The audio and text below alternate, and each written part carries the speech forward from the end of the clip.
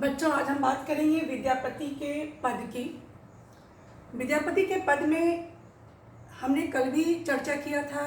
कुछ ऐसे पद हैं जो वियोग की भावना को बताते हैं। वियोग की भावना का अर्थ है कि जब कृष्ण गोपियों से जुदा हो गए थे और गोपियाँ उनके प्रेम में, उनके साथ की चाहत में जो कुछ भी वो अपनी मन की भावनाओं को उद्गार करती हैं, उद्धों से कहती हैं, उन सारी बातों को विद्यापति ने पद के माध्यम से व्यक्त किया है। माधव कृष्ण का ही दूसरा नाम है। इस पद में पहली पंक्ति है कि माधव तोहे जनु जाह विदेश, यानी गोपियाँ कहती है कि हे कृष्ण, आप विदेश न जाएं। तोहे जनु जाह विदेश, यहाँ विदेश का तात्पर्य कोई दूसरा देश नहीं है, बल्कि जब भी प्रेमी प्रेमिका से दूर होता है तो उसे प्रेमिका इसी तरह से उच्चारित करती हैं, बोलती हैं कि आप विदेश न जाएं। हमरो रंग रभस लय जाए वह। विद्यापति के अनुसार गोपियाँ कहती हैं कि आप अपने साथ हमारे जीवन का जो भी सुख है, जो सौंदर्य है, जो राग रंग है, वो सब कुछ ले जाएंगे। लायब कौन संदेश, और आप क्या संदेश लाएंगे वहाँ से मेरे लिए, जबकि आपके साथ ही मेरे जीवन का सारा सौंदर्य चला जाएगा। बनहि गमन करूँ, बनहि मतलब वन, जंगल, बनहि गमन जाना, बनहि गमन करूँ होइत दोसरी मति। गोपियाँ उलाहना दे रही हैं माधव को, कृष्ण को, कि जब आप वन से गुजरेंगे, जब आप जंगल से गुजरेंगे तो आपकी मति यानी आपकी बुद्धि, आपकी सोच होइत दोसरी, दूसरी हो जाएगी। मतलब अभी तो आप थोड़ा बहुत हमें चाहते हैं, हमारे साथ हैं, पर जब आप जंगल से गुजरेंगे तो आपकी मति बदल जाएगी, आपकी सोच बदल जाएगी।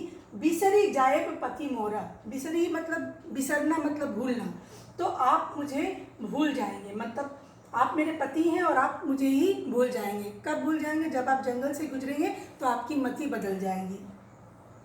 हीरा मणि मानिक एक को नहीं मांगा।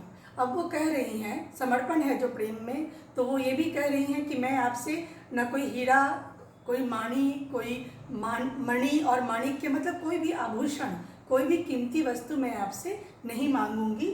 फेरी मांगब बहुत तोरा, पर सिर्फ आपसे मैं आपको ही मांगूंगी, पर आपसे मैं कोई भी कीमती वस्तु उपहार स्वरूप, जैसे कि अमूमन स्त्रियां मांगती हैं मणि, माणिक, सोना, ये सब कुछ, तो वो कह रही हैं माधव से, कृष्ण से, कि मैं आपसे कोई भी चीज़ नहीं मांगूंगी। जखन गमन करूँ नयन नीर भरो, वो कह रही है कि जखन मतलब जब, गमन करूँ आप जाते हैं, नयन नीर भरो, मेरी आँखों में, नयन मतलब होता है आँख, नीर मतलब आंसू भी, पानी भी, जल भी। तो आँखों में जब पानी है तो वो आंसू है, पात्र में पानी है तो वो जल है, पेयजल है।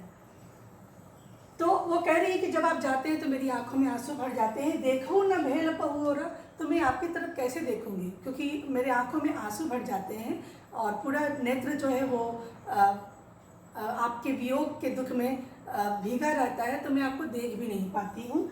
एक ही नगर बसी पहु भेल परबस, वो कह रही है कि एक ही नगर में है, हम आसपास ही हैं, लेकिन आप परबस हो गए हैं, मतलब दूसरों के अधीन हो गए हैं। कैसे पुरत मन मोरा, तो जब पति और प्रेमी दूसरों के अधीन हो जाता है तो जो मन की जो श्रद्धा है, मन की जो खुशी है, वो भला कैसे पूरा होगा। तो ये सारी पंक्तियां हैं वो वियोग रस की ही हैं। दो पंक्तियां और भी हैं इस पद की जो मैं आप सबों से साझा करती हूँ। हमने बात किया एक ही नगर बसी पहु भेल परबस, यानी कि पति जो है वो एक ही शहर में होकर भी दूसरों के अधीन है, तो हमारे मन की आस कैसे पूरेगी। उसके बाद की पंक्तियां हैं कि पहु संग कामिनी बहुत सुहागिनी, यानी पति के संग जो पत्नियां हैं वो बहुत ही सुहागिन होती हैं।